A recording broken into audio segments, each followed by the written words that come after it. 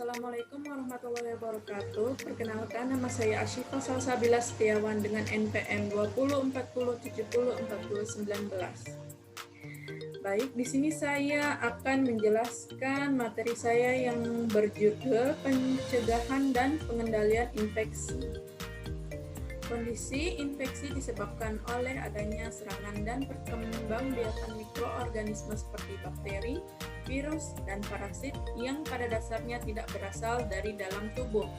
Infeksi bisa terjadi pada satu area saja pada tubuh atau bisa menyebar melalui darah sehingga menjadi bersifat menyeluruh.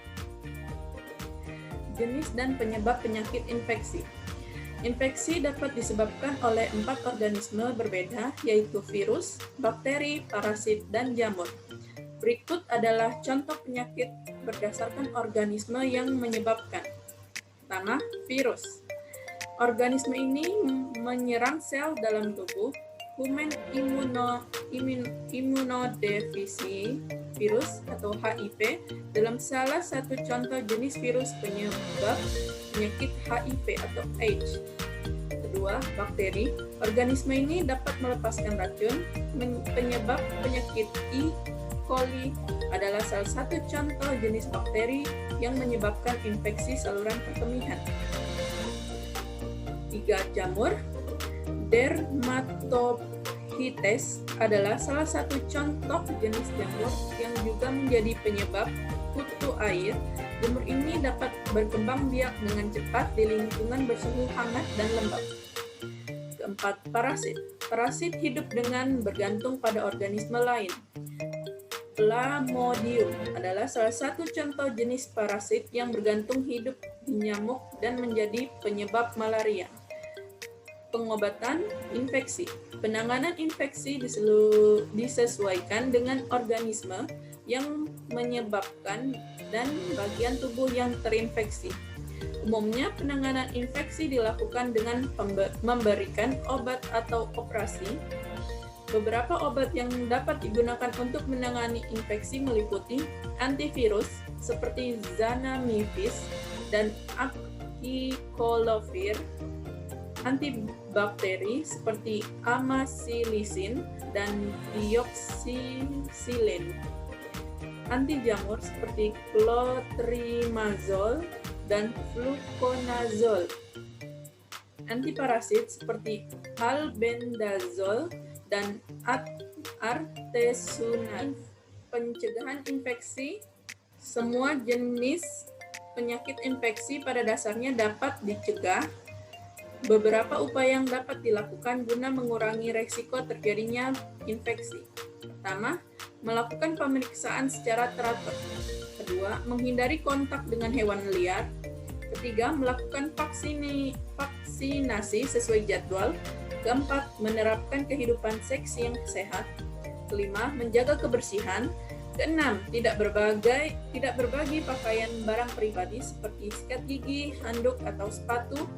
Dan ketujuh, tidak jajan sembarangan. Rantai infeksi. Apabila salah satu rantai dihilangkan atau dirusak, maka infeksi dapat dicegah atau dihentikan. Komponen yang diperlukan sehingga terjadi penularan tersebut adalah A. Agen infeksi. Infection agent adalah mikroorganisme yang dapat menyebab infeksi pada manusia. Agen infeksi dapat berupa bakteri, virus, jamur, dan parasit. Kedua, reservoirs atau tempat di mana agen infeksi dapat hidup, seperti tumbuh dan berkembang biak dan siap ditularkan kepada orang. Reservoirs yang paling umum adalah manusia, binatang, tumbuh-tumbuhan, tanaman, tanah, air, dan bahan-bahan organik lainnya. Pintu keluar atau portal of eggs adalah jalan dari mana agen infeksi meninggalkan reservoirs. Pintu keluar meliputi saluran pernafasan, pencernaan, saluran kemih dan kelamin, kulit dan membran mukosa, transplasenta, dan darah serta cairan tubuh lainnya. Pintu masuk. Portal of Entry adalah tempat di mana agen memasuki pejamu yang susceptible. Pintu masuk bisa melalui saluran pernapasan, pencernaan, saluran kemih dan kelamin, selaput lendir, serta kulit yang tidak utuh atau terluka.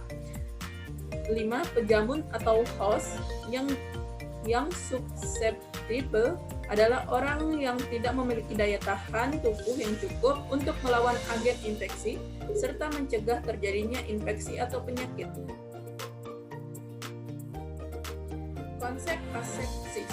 Teknik asepsis adalah upaya mempertahankan diri dari mikroorganisme. Teknik asepsis merupakan upaya pencegahan pemindahan mikroorganisme, mencegah, mengawal, dan mengurangi infeksi dari atau jangkitan. Pertama, asepsis medikal atau aseptik medis atau teknik bersih. Aseptik medis adalah teknik atau prosedur yang dilakukan untuk mengurangi jumlah mikroorganisme di suatu objek serta menurunkan kemungkinan penyebab dari mikroorganisme tersebut. Contohnya seperti mencuci tangan dan menjaga kebersihan. 2. Asepsis surgikal atau aseptik bedah atau teknik steril. Aseptik bedah atau teknik steril termasuk prosedur yang digunakan untuk membunuh mikroorganisme dari suatu daerah atau objek, serta setelah suatu objek menjadi tidak steril atau tidak bersih, objek tersebut terkontaminasi, contohnya seperti bedpan yang sudah dipakai. Lantai dan kasa yang basah adalah contoh objek yang sudah terkontaminasi. Transmisi mikroorganisme. Dalam garis besarnya, mekanisme transmisi mikroba patogen ke host yang rentan melalui dua cara, yaitu transmisi langsung atau direct transmission.